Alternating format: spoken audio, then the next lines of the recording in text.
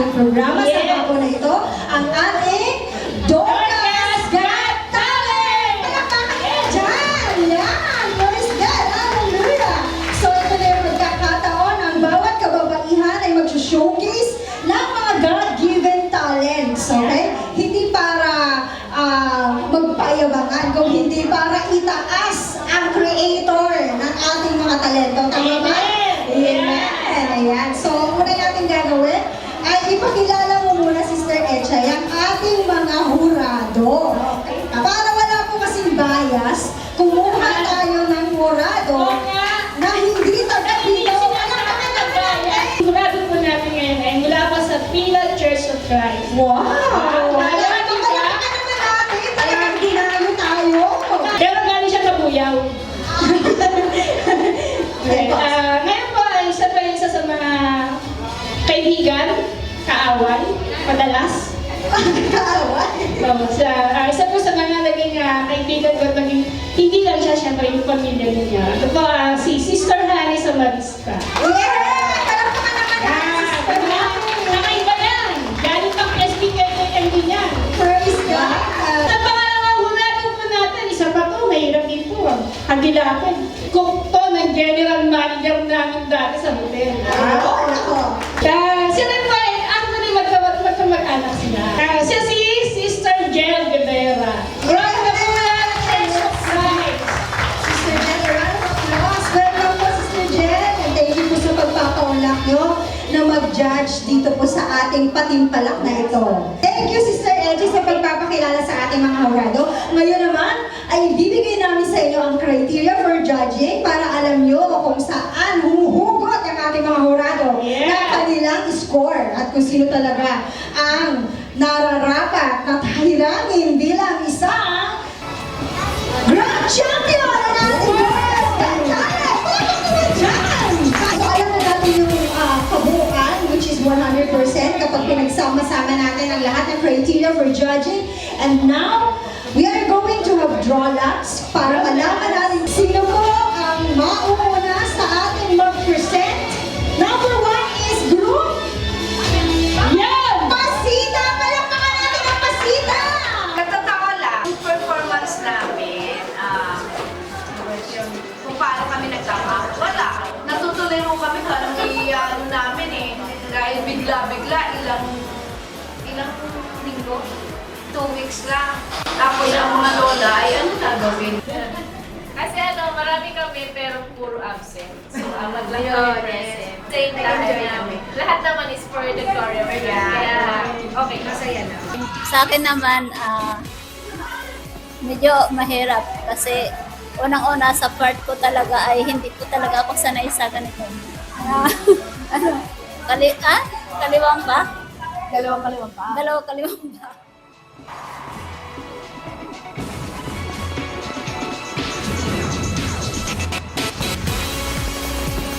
Alright, so let's give it up for Team Pasita!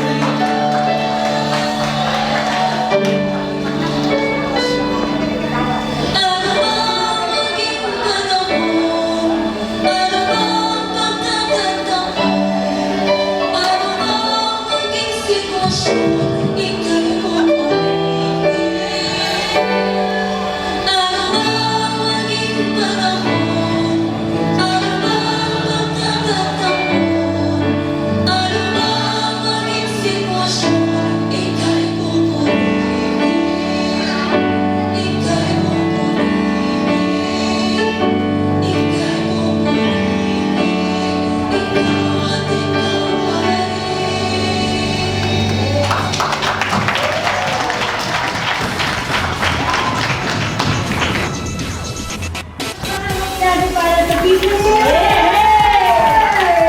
Yan, para perfect ang audience nita. So, ang ganda po ng props niya. I like your props. I also like your expression, pero we need more. Kasi yung song natin is araw-araw kasi yan. So, kahit konti lang yung number natin, kahit konti lang yung tao natin, but when we project with our face and our body, then mahihit po natin yung meaning ng song. Kasi after all, pag po tayo ay on fire, sabi niyo nga po, we are on fire for Christ, then wala tayong exaggeration. Everything is from head to foot, tayo pa nag-bounce. Thank you for your number. Wow! Galing naman! Wow! Sa amin po naman, sa Team International, mahirap po sa amin dahil kami po ay magkakalayo. Bali po, ang naging ugnayan namin ay sa cellphone lang po kami nag-practice. Tapos isang beses lang po kami nag-practice kay bahay ni Sister Ara. At mahirap po para sa amin din kasi hindi naman po kami mga dancer. Pero para kay Lord, ginawa po namin yun. Hindi po magiging successful po kung wala po yung input ng lahat. Lahat po talaga nag-contribute sa ginawa po namin. Kaya wala po kaming magagawa kung ako lang po. Lahat po talaga tumulong po. Kami nag-enjoy kami dun sa fellowship habang nagpa-practice. Siyempre, pag nagkakamali, may mga bloopers, nakakatawa. Pinagtatawa na namin yung mga sarili namin. Tapos after nun, siyempre, gutom na gutom kami. So, sabay-sabay kaming nag-dinner. So, masaya po yung bonding, masaya yung kwentuhan. Kahit sabihin mo, magkakaiba kami ng age. Pero, ang dami po pala namin sample nito. Ayun po, hindi naman po kami mga dancer talaga, pero naging maganda rin po yung resulta sa amin kasi nabanat yung aming mga boto. Araw-araw practice ng practice. Kahit hindi alam kung anong mangyayari, kung anong magiging resulta.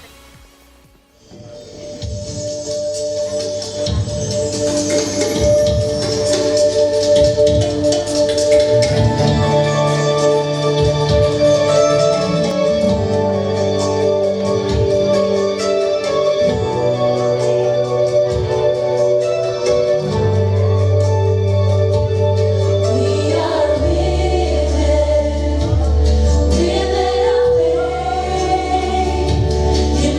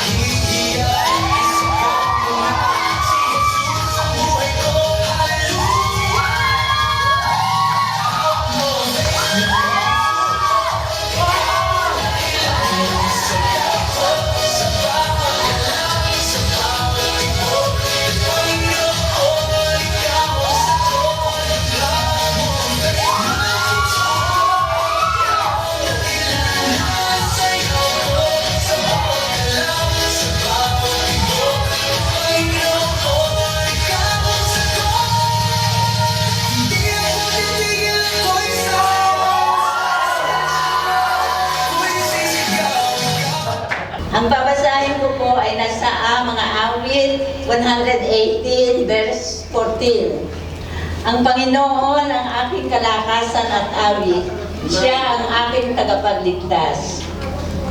Kung ang kalakasan, yung kalakasan po, ramdam ng katawan natin, di po ba? Pinapanaligan natin ito. Yung kaligtasan, feel din natin, sapagkat may faith tayo. Pinaniniwalaan po ba niyo ito? Nananalig kayo? May faith kayo? So dahil feel ninyo, ang faith ninyo, gusto kong dagdagan ng konting paniwanag ang tungkol sa faith. Sabi po, ayon ito sa banal na kasulatan sa Hebreo 11:1. Ngayon, ang pananampalataya ay siyang kapanatagan ng mga bagay na hinihintay, katunayan ng mga bagay na nakikita. Pwede na po tayong maupo. Yung faith po natin, ibig sabihin ay natitiwala tayo sa mangyayari at naniniwala sa mga bagay na di pa natin nakikita. Nakita na po natin ang Diyos? Hindi pa, di po ba? Pero naniniwala tayo na may Diyos. Kung tayo ay naniniwala sa Diyos, dapat may pagtitiwala tayo nandiyan ng ating pananampalataya. Mga kapatid, nais kong manatili tayo na maging tapat sa faith natin sa Diyos. Yakapin po natin ito ng mahigpit. Huwag nating bibitawan. Nasa atin po ang tamang pananampalataya sa iisang Diyos na buhay.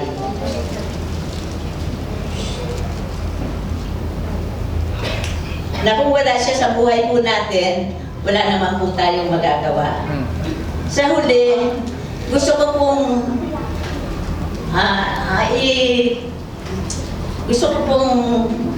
basahin sa inyo na sa ating faith, meron tayong reward na matatanggap sa huli. Basahin ko po sa inyo Revelation 2:10. Magtapat ka hanggang kamatayan at bibigyan kita ng putong ng buhay.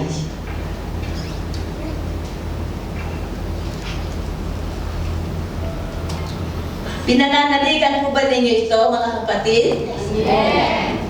Have faith po. Salamat po. Hello po, Team International. Sister Honey po ulit.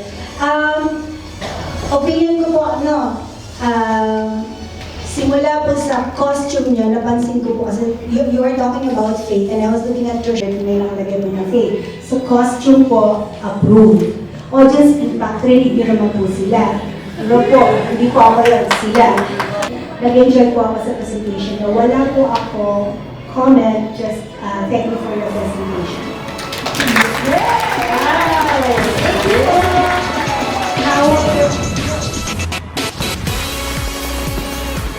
Sa amin po, yung preparation namin, so isang linggo po, nung nakaraang linggo, parang hindi namin alam. Nung last week lang, nag-usap-usap kami na may presentation. Kahit presentation lang, kahit hindi masyadong magkaroon lang kami ng banding. Yung preparation talaga namin is medyo mahirap. Mahirap talaga siya kasi iba-iba yung schedule namin eh. Thankful din kami, pati kay God, kasi nga, even though kahit napaka-busy kami, may time pa din kami sa kanila. At lahat ng talents na binigay sa atin ay galing kay Lord na, which is ibabalik natin sa Kanya para pagpuri sa Kanya. All glory to God.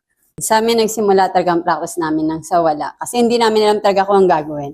Pero ang isip namin, magpe-perform lang kami for a special number. Hanggang nag-suggest na may costume, may ganyan.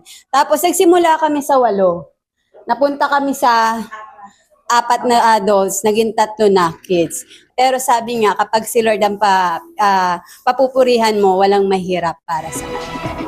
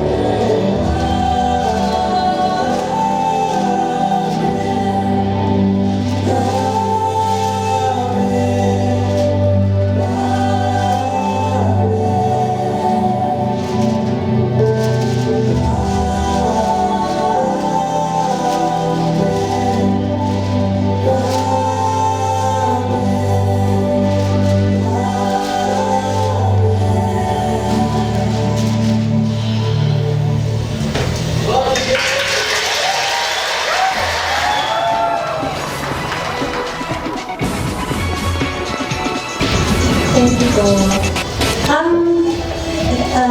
Salamat po. Sa akin po, ang malaking good point niyo po, yung stage presence. Pag po sinabi kasi natin, sa opinion ko po, pag sinabi natin stage presence, hindi lang po yung pagtungtong niyo sa unahan, nakaka-capture niyo na yung attention ng audience. Sa opinion ko po, kasama po yung habang nagpe-perform po kayo, dapat nakikita natin kung paano nagre-react ang audience sa inyo. So, congratulations po kasi sa presentation nyo, nakatuon po yung attention nila. Wala pong sound kahit ano. Lahat po sila nakahanda yung camera. Lahat sila, hindi ako, nakatingin ako sa inyo. So, congratulations po. Perfect stage presence nyo. Sa opinion ko po.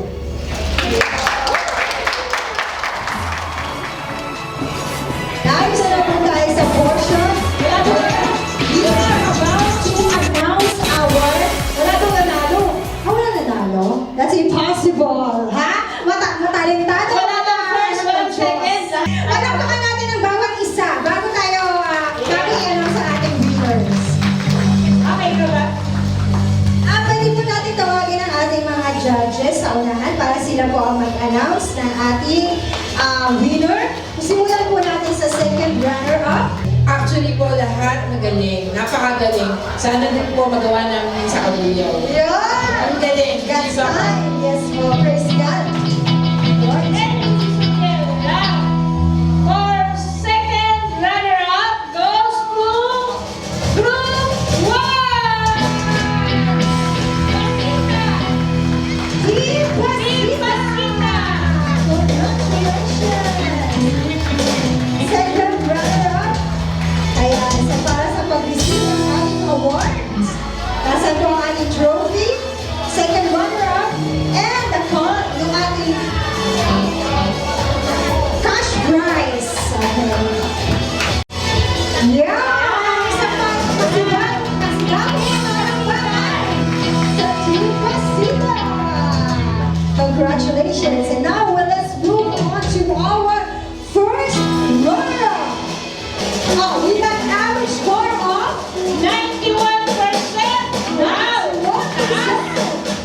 Goes to Group 3!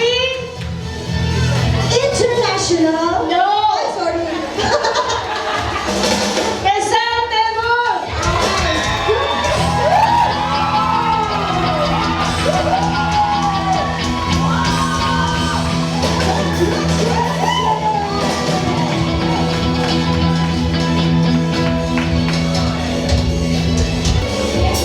Palakpakan natin kuya Team Crisanto with an average score of Average score of 95.5!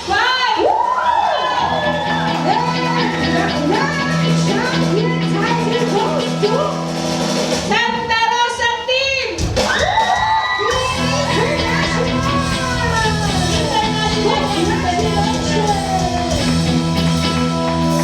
Punta po kayo sa unahan. Congratulations, Team International!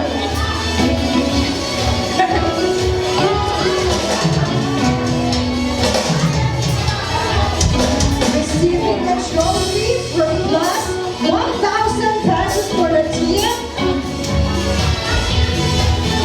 Alright, thank you so much, Team International! Okay, so this time po, we are going to award the certificate of appreciation para po sa ating 2 judges na nagbigay sa atin ng scores na ibahagi sa ating activity ito. This certificate is proudly presented to Sister Honey Samarista and Sister Jem Rivera